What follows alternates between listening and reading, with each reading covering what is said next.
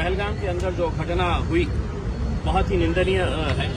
इसको शब्दों में बयान नहीं किया जा सकता है। हिंदुस्तान का सबसे खूबसूरत जो जगह कही जाती है कश्मीर के बारे में, वहां पर खून की होली कैसी खेली गई। दिन दहाड़े पड़ोसी मुल्क से आतंकी आते हैं और यहाँ पर वो खून की होली खेलकर चले जाते हैं और सरकार अपनी पीठ थपथपाने में लगी रहती है कि देखिए हमने कश्मीर से 370 हटाया, वहां से पूरी तरीके से आतंकवाद खत्म हो चुका है। हम हुकूमत को ये कहना चाहते हैं, जब इसी तरह उरी के अंदर घटना हुई थी, अगर सरकार उसको संजीदगी से लेती और मुंह तोड़ जवाब देती तो शायद इसके बाद कोई घटना नहीं होती।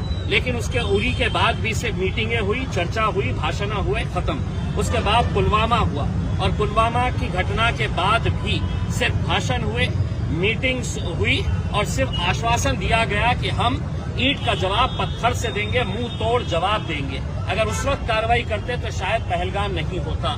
लेकिन अब पहलगाम हुआ है तो हम उम्मीद कर रहे थे कि ये घटना के 24 घंटे के अंदर 56 इंच का सीना दिखाकर नरेंद्र मोदी साहब कड़ी से कड़ी कार्रवाई करें, पड़ोसी मुल्क को और दुनिया को ये बताए कि अगर हमारे मुल्क में अगर कोई गलत कोई हरकत करता है, अगर हमारे मुल्क में कोई आतंकी कार्रवाई करता है तो उसका हश्र क्या होता है, ये दुनिया को और भारत का एक एक नागरिक इसको देखना चाहता है। लेकिन दुर्भाग्यवश अभी भी सिर्फ चर्चाएं हो रही है, मीटिंग हो रही है और ये बताया जा रहा है कि हम जड़ से खत्म कर देंगे। हम उनसे पूछना चाहते हैं कब खत्म करेंगे? जल्द से जल्द इसके ऊपर कार्रवाई करें और हम पूरे देशवासियों को आश्वासन देना चाहते हैं कि सरकार जो फैसला करेगी उसके पीछे हम पूरी ताकत के साथ खड़े रहेंगे।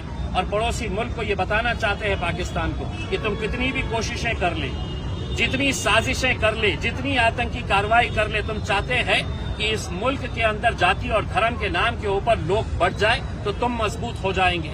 तुम्हारी ये कार्रवाई से भारत और मजबूत हुआ है, हम और ताकतवर हुए हैं और यकीनन आने वाले दिनों के अंदर कड़ा जवाब आपको दिया जाएगा। देखिए, अगर दिन दहाड़े कोई आतंकी आता है, कश्मीर में बहुत सारे लोग हम लोग गए हैं, चप्पे चप्पे के ऊपर फौज खड़ी रहती है, चप्पे चप्पे के ऊपर आर्मी के जवान खड़े रहते हैं, टैंक्स खड़े रहते हैं। ये दावा किया जाता है कि यहाँ पर कोई भी हिम्मत नहीं कर सकेगा हुकूमत की पॉलिसी के खिलाफ जाने का। कोई भी आतंकी कार्रवाई के बारे में तो हमने नरेंद्र मोदी साहब और अमित शाह साहब के भाषण सुने थे अपनी पीठ थपथपाते हुए कि अब 370 हट गया है, अब देखिएगा कि कश्मीर में किस तरीके का अमन रहेगा करके। लेकिन शायद उस पीठ थपथपाने के चक्कर में, अपनी वाहवाही करने के चक्कर में वो ये देखना भूल गए कि पड़ोसी मुल्क आतंकी कार्रवाई कर रहा है और बेकसूर कितने सारे ऐसे लोगों की जान चली गई जो कश्मीर को देखने के लिए गए थे। हम उनके परिवारों के साथ अपनी हमदर्दी, अपना सांत्वना हम जताते हैं और उम्मीद करते हैं कि उनको इंसाफ जल्द से जल्द ये हुकूमत दिलवाएगी। इस दहशतगर्दाना हमले के लिए आतिशी के जिम्मेदार कौन है? भारत भाजपा ने क्या इस्तीफा देना चाहिए? देखिए, इतनी बड़ी कार्रवाई होने के बाद हम तो ये उम्मीद कर रहे थे कि अमित शाह साहब ने फौरन अपना इस्तीफा देना कि मेरी गलती की वजह से ये बेकसूर लोगों की जान गई है करके। क्योंकि देश की सुरक्षा, एक एक देशवासी की सुरक्षा की जिम्मेदारी देश के गृह मंत्री की होती है और वहां पर जिस जगह के ऊपर ये घटना हुई है वहां पर यकीनन इंटेलिजेंस का लैप्स है। इसके ऊपर इंक्वायरी बैठनी चाहिए। वहां पर फौज क्यों नहीं थी? बहुत सारे जो लोग बच के निकले हैं उनका कहना है कि वहां पर कोई सुविधा नहीं थी, कोई आर्मी का जवान वहां पर नजर नहीं आ रहा था। तो जो भी तथ्य है, जो भी सच है, वो लोगों के सामने लाना चाहिए। और अमित शाह साहब से हम गुजारिश करते हैं कि आप अगर ये देश को नहीं संभाल सकते हैं तो अपना इस्तीफा दीजिएगा। अगर आपकी पार्टी के अंदर कोई काबिल और शख्स है तो आप उसके हवाले ये गृह मंत्रालय कर लीजिएगा, वरना हम ऐसे बेकसूर लोगों की जानें जाते हुए अपनी आंखों से हम नहीं देख सकते। हिंदू मुस्लिम देखिए, ये जो नी जर्क रिएक्शन आप जो एग्रीमेंट्स वो कर रहे हैं, हम आपसे ये उम्मीद कर रहे हैं कि आपने हमारे देशवासियों का कत्ल किया है, आप क्या कार्रवाई करने वाले हैं? जो पेपरों के ऊपर एग्रीमेंट्स थे वो पेपरों के ऊपर एग्रीमेंट्स कैंसिल करना ये कोई बहुत बड़ी कार्रवाई नहीं ही है। वैसे भी हमारे क्या रिश्ते थे उनके साथ सबको पता है, उसमें कोई ऐसा रिश्ता नहीं था मोहब्बत का और प्यार का उसमें। तो अगर आप सिर्फ देशवासियों को ये गुमराह कर रहे हैं कि हमने ये एग्रीमेंट कैंसिल कर दिए हैं, वो एग्रीमेंट कैंसिल कर दिए हैं, तो अभी भी आप देश को गुमराह कर रहे हैं। आप ये बताइए कि हमारी फौज जो इतनी ताकतवर है, जिसका हमें अभिमान है, गर्व है, वो उसको क्या आदेश दिया जाता है कि आगे की कार्रवाई क्या करनी है। आज ऑल पार्टी मीटिंग रखी गई थी, उसे किस तरह से देखते हैं आप? देखिए, आज ऑल पार्टी मीटिंग के अंदर क्या हुआ है, जो उरी के बाद हुआ है, जो पुलवामा के बाद हुआ है, जो पहलगाम के बाद हुआ है, चर्चा हो रही। जब हम आपको कह रहे हैं कि आप कोई चर्चा मत करिए, कोई पार्टी आपसे उम्मीद नहीं कर रही है कि आप हमको बुलाइएगा और चर्चा करिएगा करके, हम चाह रहे हैं कि आप कार्रवाई करें करके।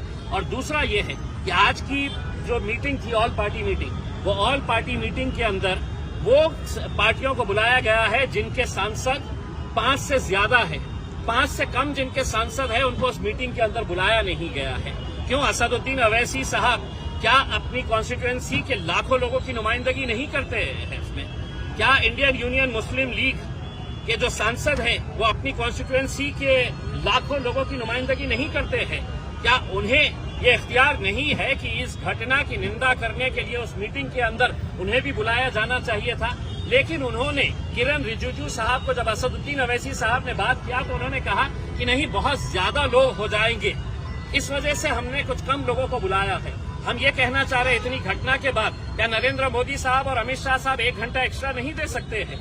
1 घंटा एक्स्ट्रा नहीं बैठ सकते हैं चर्चा करने के लिए? और पूरे जितने सांसद हैं उनकी क्या राय है ये सुननी चाहिए थी।